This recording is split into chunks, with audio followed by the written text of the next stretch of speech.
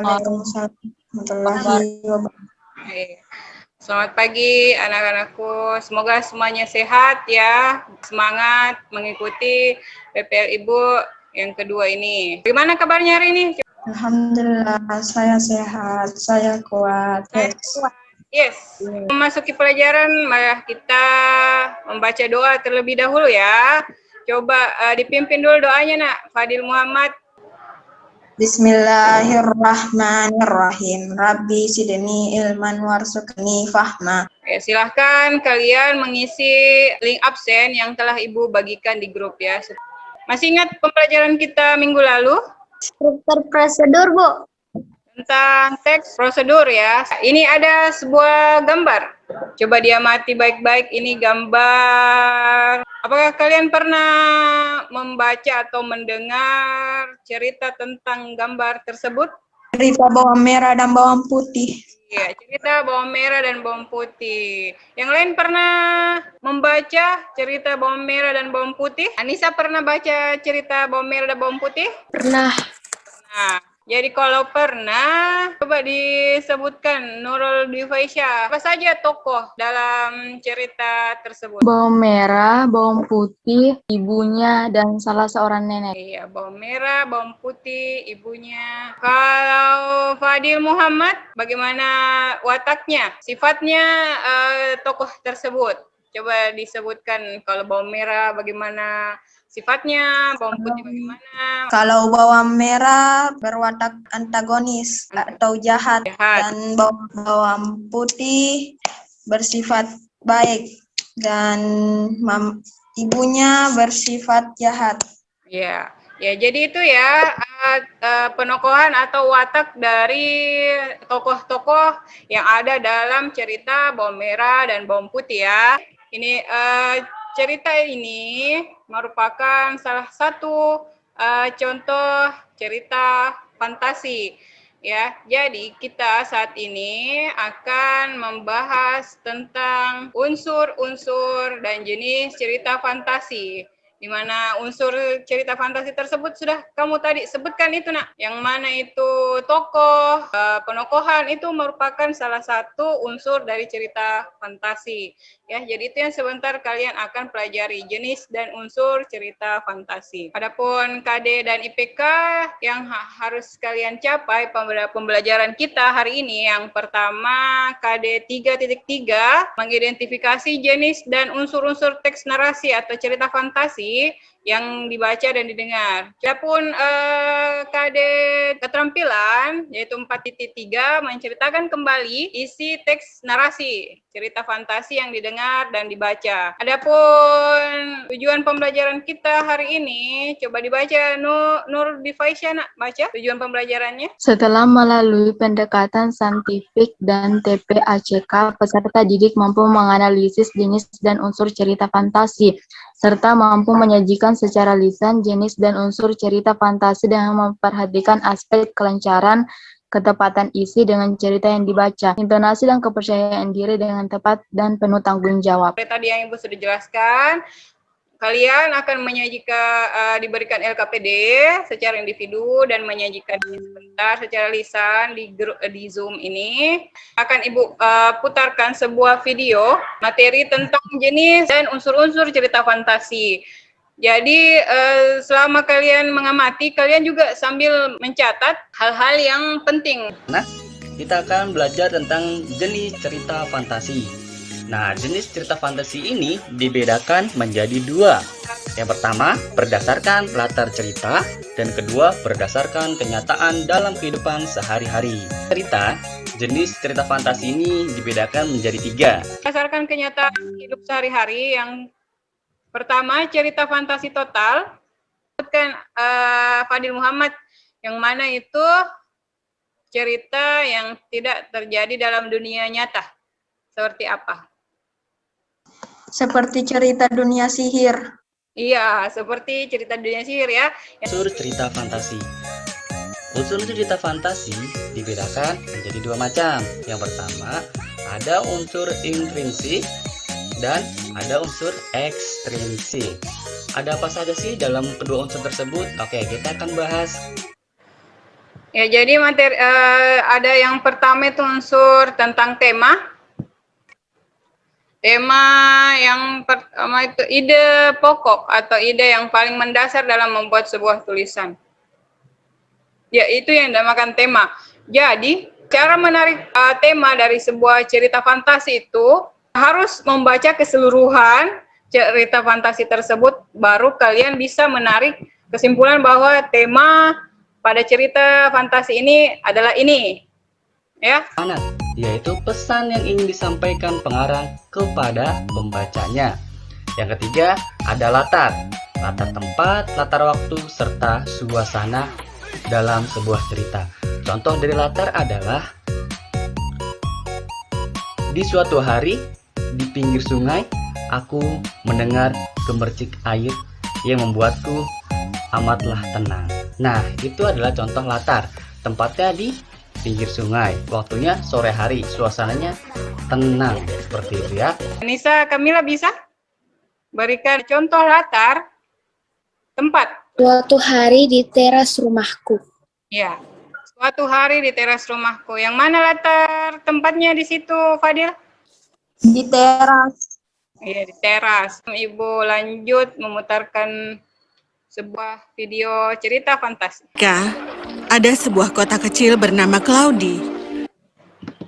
Dan di Cloudy, hiduplah seorang seniman yang cemerlang bernama Albert. Cerita fantasi. Kalau temanya, Nurul Dwi-Faisya, temanya apa? Pensil ajaib. Pensil ajaib. Ya, itu tema. Kalau Fadil Muhammad, apa temanya tadi itu cerita? Sama. Muhammad. Tentang pensil ajaib ya, tentang selanjutnya di bagian tokoh. Fadil Muhammad, coba sebutkan siapa saja tokoh yang ada dalam video tadi. Yang pertama Albert, dan yang kedua Pickle, ketiga rakyat, dan keempat si turis. Kalau Albert protagonis, Pickle protagonis, rakyat protagonis, turis antagonis. Apa kamu katakan Albert protagonis? Karena orangnya selalu membantu. Membantu. Pickle? Pickle berbaik hati pada Albert. Kalau turis? Turis tamak kepada Albert. Dia tamak ya, iya. Jadi itu yang dinamakan penokohan ya. Yang sudut pandang, yang ini tadi Ibu katakan, kira-kira ini sudut pandang yang mana dia pakai? Apakah dia sudut pandang orang pertama atau sudut pandang orang ketiga? Sudut pandang ketiga. Iya, karena? Karena dia hanya menceritakan sesuatu. Oke, bagus. Itu ya yang Ibu katakan, kalau sudut pandang orang ketiga dia hanya menceritakan cerita. Dia tidak masuk dalam cerita itu. Akhir amanat, apa pesan yang dapat kamu petik dari cerita tadi? Kalau di Faisya, ada amanat yang bisa kamu utarakan? Saling membantu sesama. Ya, saling membantu sesama. Bagus. Kalau Anissa Kamila, amanatnya apa? Jangan tamak. Kita harus bekerja jika ingin memperoleh sesuatu ya, jangan memaksa seseorang atau berusaha dengan cara yang tidak halal ya. So, Ibu bagikan LKPD yang akan kalian kerjakan secara individu ya. Ya. Ya, Assalamualaikum warahmatullahi wabarakatuh. Kita kembali lagi ke kedua ya, tentang mempresentasikan hasil pengerjaan KPD kalian ya, dipresentasikan secara lisan di depan teman-teman kalian. Teman-teman yang lain yang belum presentasi silahkan diteliti, diamati hasil pekerjaan teman. Ya, coba Fadil di Cincin Kalimaya ini termasuk jenis cerita fantasi apa menurut kamu? Jenis cerita fantasi lintas waktu karena mempunyai bukti pada teks. Yang pertama, di antara ratusan mereka yang berusaha di malam itu, hanya penerangan milik kami berdua yang paling redup. Yang kedua, kami berdua berada di sebuah gubuk tua zaman dulu. Yang ketiga, hari yang awalnya malam tiba-tiba menjadi terik di siang hari. Gimana yang lain? Apakah ada perbedaan dari jenis ceritanya Fadil Muhammad. Jenis cerita apa Fadil? Lintas waktu ya? Karena ada pada malam hari, siang hari ya. Kemudian dia berpindah ke pada zaman dahulu kala. Ya. Kemudian berpindah lagi ke malam hari. Yaitu dia mengatakan lintas waktu ya. Bagaimana yang lain? Sama, Bu. Sama ya. Coba dulu Dwi dibaca siapa saja tokoh yang ada dalam cerita Cincin Kelima ya. Pokoknya Unsur cerita fantasi, plot dan bukti pada teks. 1. Banda dengan sahabat baikku Adi. 2. Bayu, kita ada di mana? Tanya Adi. Padaku ketakutan. 3. Kakek asing. pokoknya coba disebutkan menurut kamu bagaimana sifatnya Bayu, Adi, dan kakek. Coba Fadil. Kalau Adi antagonis, kalau Bayu protagonis, kalau kakek asing pritagonis. Ya, coba bisa dibacakan buktinya pada cerita yang mana kamu bisa mengatakan Adi. Ya. Silakan. Bukti pada teks.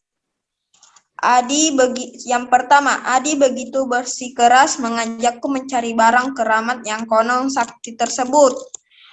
Yang kedua, namun apalah daya, sahabat baikku memintaku menemaninya mencari. Yang ketiga, nasibku dan Adi ternyata mujur. Kakek asing yang kujumpai berkisah asal-usul Kalimaya. Dia yang antagonis. Dia bersikeras mencari barang keramat yang konon sakti tersebut. Ya, kalau Bayu, dia baik hati karena mau membantu temannya. Kalau kakek, itu dia menjadi cerita antagonis. Dia penengah. Sehingga dia membantu Adi dan Bayu kembali. Ya. Jadi itulah tadi hasil presentasi dari kalian semua. Ibu rasa kalian sudah paham tentang membedakannya jenis cerita fantasi dan unsur-unsur cerita fantasi. Coba Ibu tanya dulu Fadil, apa yang kamu peroleh dari kegiatan kita hari ini? Mengetahui jenis-jenis cerita fantasi, mengetahui unsur cerita fantasi, yaitu tokoh, penokohan. Dapat mengetahui jenis cerita fantasi dan mengetahui tokoh, penokohan, latar, alur, tema, sudut pandang, dan amanatnya. Berdasarkan hasil evaluasi kita, Ibu bisa menarik kesimpulan bahwa jenis cerita fantasi itu terbagi menjadi dua, ya. Ada jenis cerita fantasi irisan dan total berdasarkan latarnya. Berdasarkan kehidupan sehari-hari, jenis cerita fantasi itu terbagi menjadi dua juga, ada lintas waktu dan jenis cerita fantasi sezaman, ya. Adapun unsur-unsurnya, unsur intrinsik cerita fantasi itu ada tema, tokoh, penokohan, alur, latar itu ada latar waktu, latar suasana, latar tempat, ada juga sudut pandang, serta amanat dan tema. Itu ya, unsur cerita fantasi yang telah kita pelajari hari ini. Apakah ada hambatan-hambatan yang kalian dapatkan selama pembelajaran kita hari ini? Mungkin jaringan ya, karena banyak teman kalian yang keluar masuk room. Itu pun juga dengan Ibu beberapa kali buat room karena waktu dan jaringan juga, sehingga terjadi hal yang tidak diinginkan. Baiklah, untuk sebelum kita menutup pembelajaran kita hari ini, silahkan Fadil Muhammad memimpin doa penutup kita hari ini agar pembelajaran kita hari ini bernilai ibadah. Yang lain silahkan berdoa juga dalam hati. Bismillahirrahmanirrahim. Wal asri innal insana lafi husri innal ladzina amanu wa amilus solihati wa tawasau bil haqqi wa tawasau bis sabri. Amin. Ya, terima kasih atas partisipasinya hari ini. Semoga kegiatan kita hari ini bernilai ibadah dan bermanfaat bagi kehidupan kita selanjutnya. Wabillahi taufiq wal hidayah. Wassalamualaikum warahmatullahi wabarakatuh.